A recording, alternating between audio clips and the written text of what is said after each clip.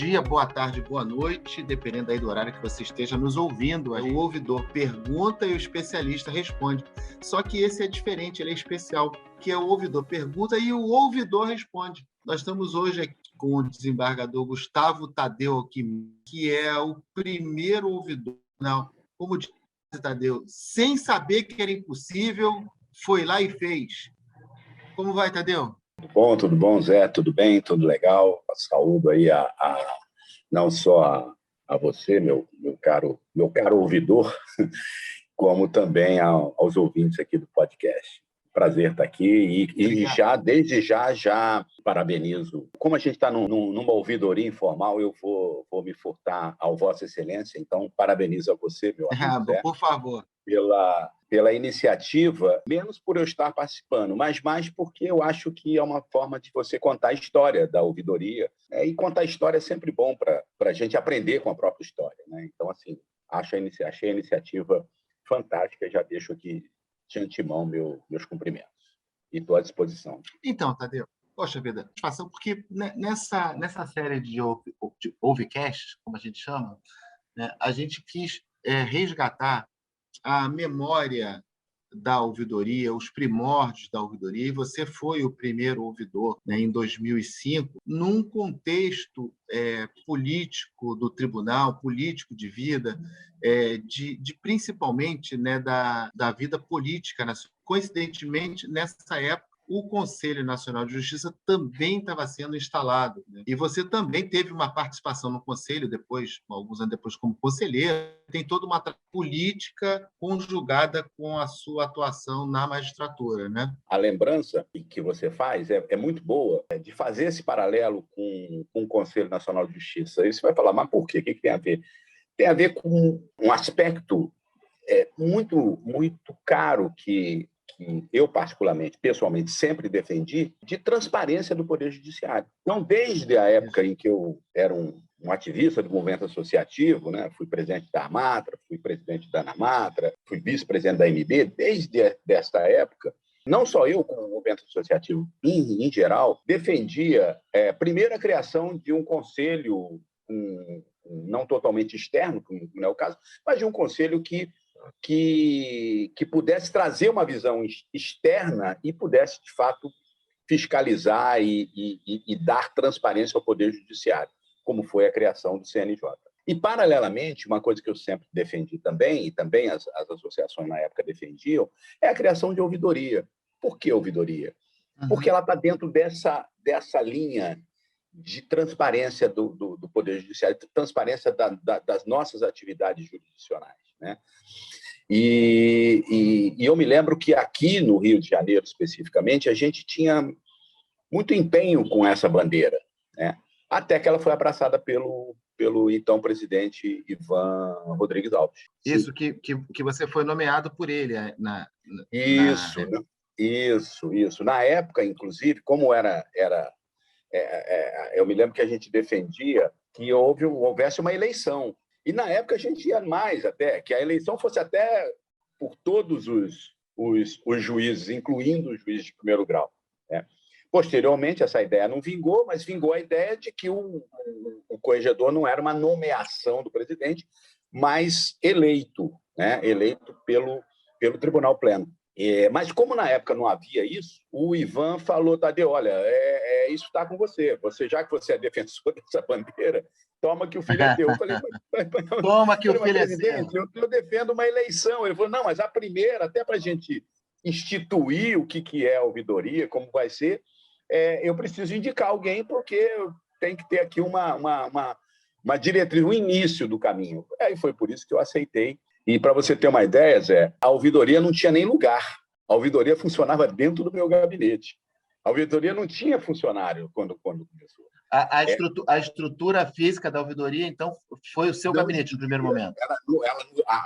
Os seus primórdios foi dentro do meu gabinete, e eu desloquei 2 servidores do meu gabinete para ficar atuando nesse primeiro momento da ouvidoria, atendendo telefone, fazendo chamadas, enfim. Foi uma coisa muito precária, né? O início foi tudo muito precário, até que, finalmente, ainda comigo, conseguimos um espaço e conseguimos que a que houvesse funcionários específicos lotados na ouvidoria, entendeu? Mas o início da ouvidoria ela foi feita dentro do meu gabinete com 2 funcionários do meu gabinete. Era uma coisa muito precária. Só que foi tomando um volume tão grande para a época, eu não sei, eu não tenho aqui nas minhas mãos os números de então, que hoje certamente não se comparam com os números de hoje. Mas era como se houvesse uma demanda reprimida, vamos dizer assim, porque Sim. começou Abriu a porteira. Abriu a porteira, foi exatamente isso, a expressão é essa mesmo. Tadeu, depois da ouvidoria instalada, qual foi o que você possa reputar como sendo o maior desafio seu à frente da ouvidoria? Qual era? O que eu sempre defendi e eu sempre achei da ouvidoria? A ouvidoria ela funciona como uma espécie de radiografia do tribunal, né? Com uma particularidade. Permite que a parte, o jurisdicionado, ele não necessite nem da intermediação do advogado para fazer qualquer tipo de reclamação, manifestação que seja. Manifestação de qualquer natureza, né? Ele sequer precisa. Às vezes ele vai. Eu não sei como é que está a natureza das demandas. Você pode me dizer melhor. Mas na minha época você tinha demandas, inclusive do jurisdicionado, às vezes reclamando do advogado, né? Isso também, ainda hoje temos nem nos diria respeito diretamente, né? Seria uma atribuição claro. da OAB e tal, mas também havia um bom trânsito com a OAB, às vezes a gente mandava ofícios à OAB, olha, aconteceu isso, claro, a competência é da ordem dos advogados, mas enfim, mas era permitido que o reclamante, ou eventualmente a reclamada, pessoalmente, pudesse chegar ao Poder Judiciário, né? E pudesse chegar à sua reclamação, à sua manifestação e tal. E um outro aspecto que era muito interessante, que também é um desafio, você deve saber bem disso, é manter um diálogo com a corregedoria, porque tem muitas reclamações também envolvendo juízes de primeiro grau, atuação de magistrados e servidores também, especificamente, e que você precisa de um bom trânsito com a corregedoria para também não transformar a ouvidoria, primeiro, num viés punitivista, que não é isso. Que não é o ela caso. Funcionar como uma assessoria de resolver o problema, né? Porque não é o objetivo da ouvidoria punir ninguém, mas enfim, mas é resolver o problema daquele que a procura por algum motivo, né? Então, assim, eu costumo dizer que a ouvidoria não é a polícia, né? A gente não vai lá para prender ninguém. A gente quer entender o problema e achar uma solução.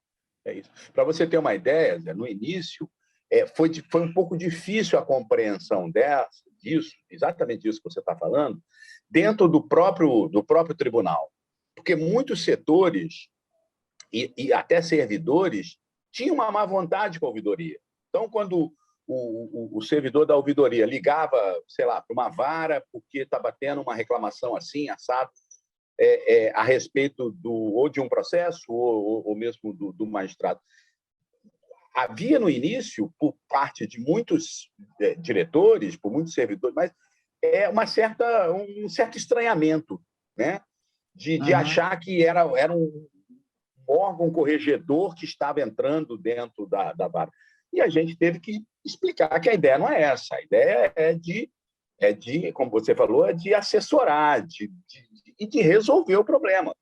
O que a gente quer, eu acho que é o objetivo do ouvidor, resolve o problema. O cara está lá, resolve o problema, entendeu?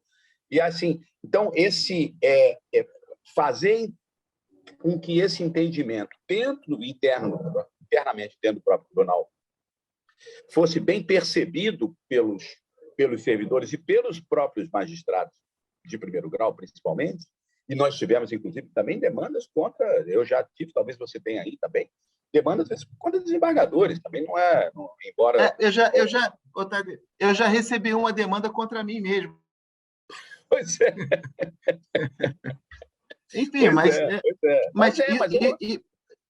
Então, sim, mas eu achei sensacional, porque quem faz a reclamação, ele não quer saber contra quem é, ele quer uma solução para aquele caso. Exatamente, exatamente. Esse seu exemplo é muito interessante, porque assim, não há uma personalização em torno da Isso, figura do ouvidor, mas é de que a ouvidoria funcione, entendeu? isso Então, aí. assim, e hoje eu acho que eu acho não, eu tenho certeza, a ouvidoria hoje é muito bem compreendida pelo próprio tribunal, muito bem compreendida pelos advogados. Na atuação da ouvidoria, a gente sempre pensa, no primeiro lugar, na figura do cidadão, né? Da importância de você resgatar esse conceito da cidadania e, principalmente, mostrar para a sociedade que o tribunal não é um castelo impenetrável, né? Que a pessoa pode ir lá, pode bater a porta, pode entrar. Enfim, como é que foi instaurar a ouvidoria e num poder judiciário que ainda hoje é tão conservador? Houve certas incompreensões, né, no início, houve certas incompreensões, né? Primeiro esse aspecto de que era como se a gente estivesse passando por cima do advogado, né? Como se a ouvidoria, vamos dizer assim, desprezasse a figura do Usurpar a advogado, competência? usurpar a competência, né? E aí, primeiro desafio foi demonstrar que não é isso. Tanto que você tem muitas demandas hoje que são dos próprios advogados, muitas manifestações Perfeito. que os próprios É advogados mesmo. fazem, né? Você tem assim, a ideia principalmente é uma questão de cultura, sabe? Uma questão de cultura. Nós, como você bem falou, nós somos um poder, um órgão que na essência é conservador e que historicamente sempre foi muito fechado. Por isso que aquela sua associação que você fez e que eu concordo, tem muito a ver com a questão do CNJ. Quer dizer, são momentos assim que você precisava abrir o Poder Judiciário. Abrir o Poder Judiciário no sentido de, primeiro, criar essa intimidade, né? E, segundo, mostrar assim, olha só, o Poder Judiciário tem qualidades? Tem muitas. Agora, tem defeitos. Nós temos as nossas mazelas. E a gente tem que encarar isso, né? E nada melhor do que o ouvidor, que é como se o ouvidor ele tivesse fora, ele não está fora, mas é como se ele estivesse fora e ele pudesse funcionar como uma espécie de ombudsman, sabe? Que possa fazer a crítica e possa, A eventualmente, autonomia fazer do um ouvidor, né? elogio. E é uma forma, o que acontece? De você levar à administração do tribunal um panorama. Olha, você tem uma localidade em que as varas tais, você tem um número de reclamação muito maior do que na outra. Do que em outros lugares. Você tem situações que são muito repetidas em detrimento de outras. Você tem certas demandas que se renovam e não se resolvem. Quer dizer, você tem como levar para a administração do tribunal o seguinte, olha só, esse é o olhar, como você falou, do cidadão, de quem está de fora. E o ouvidor faz esse papel, entendeu? Meio que de crítico e, por outro lado, também assessorando. Então, assim, enfrentar isso significava, naquele momento, enfrentar uma cultura que a gente tinha. Uma cultura de quê? De um poder fechado, de um poder que só conversava consigo mesmo, só resolvia as suas situações comigo mesmo e não admitia nenhuma interferência, se é que a gente pode chamar assim. Só olhava para dentro, né? Só olhava para dentro, né? Só olhava para dentro, né? Então, assim, enfrentar isso e fazer com que isso entendesse foi, sem dúvida, o grande desafio, mas que ficou superado depois com as ouvidorias, os ouvidores posteriores.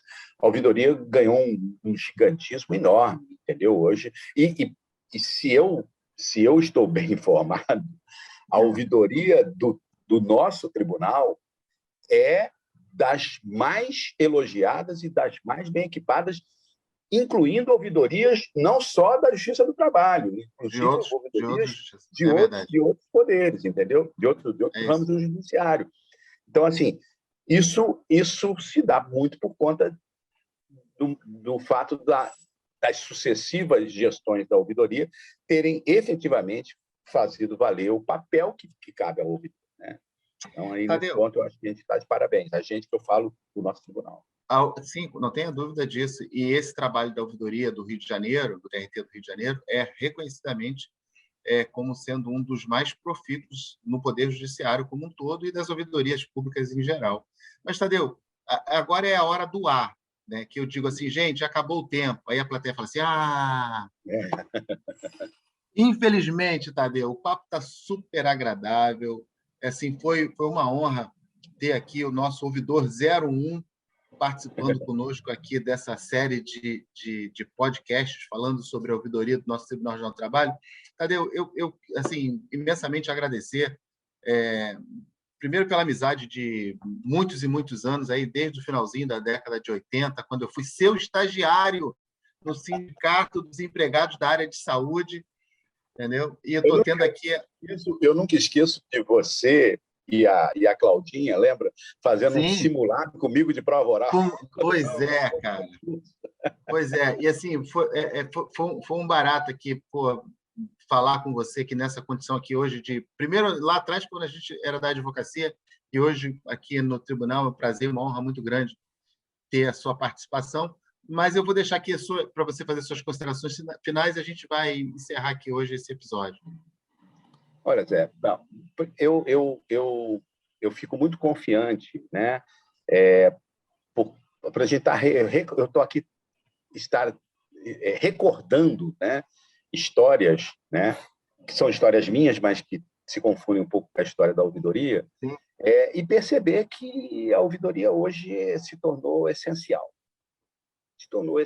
Hoje você já não cogita mais do nosso tribunal sem uma ouvidoria. Sem uma ouvidoria, claro. A gente sobreviveu uma vida inteira sem ouvidoria. Hoje você já não cogita mais, ela já se tornou essencial para todo mundo, né? Então, assim, eu, inclusive, já recebi demandas da ouvidoria, né? E não me incomodo com isso. Acho que o papel é esse mesmo, né? Como eu falei, nós temos as nossas falhas e a gente tem que tentar superar. E fico muito feliz de saber que a nossa ouvidoria está cumprindo esse papel, né? Está cumprindo esse papel muito bem, né? Então, assim, esse podcast realmente, como eu falei, acho que é uma forma da gente contar a história e não só de perpetuar a história, mas de aprender com ela, né? Hoje nós temos uma ouvidoria forte, estabelecida, reconhecida, e eu fico particularmente muito feliz com isso, por ter sido lá atrás o precursor, né? Aquele que colocou a pedra fundamental. Aquele que botou a bola no círculo central e deu o pontapé inicial. Isso. Bom, mas então... que foi imprescindível que os outros ouvidores tivessem engrandecido e construído a nossa ouvidoria de hoje. Tá? Mais uma vez, te cumprimento, agradeço o convite de ter falado aqui com vocês, com os ouvintes, né? E sempre à disposição lá no meu gabinete, não só para você pessoalmente, como para a ouvidoria como um todo. Beleza? Muito obrigado. Então, bom, gente, encerramos aqui esse bate-papo, aqui, esse podcast delicioso com Gustavo Tadeu Alckmin, que foi ouvidor, uma vez ouvidor, sempre ouvidor, né?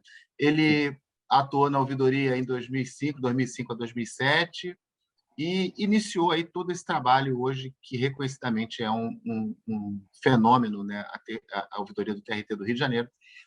E, mais uma vez, agradeço, Tadeu, a sua participação. Se você quiser ouvir todos os outros podcasts que nós gravamos, vai lá na sua plataforma de streaming preferida, lá no YouTube da Escola Judicial, ativa o sininho, dá um like, faça o seu comentário, e a gente se vê e se ouve numa próxima oportunidade. Um grande abraço a todos.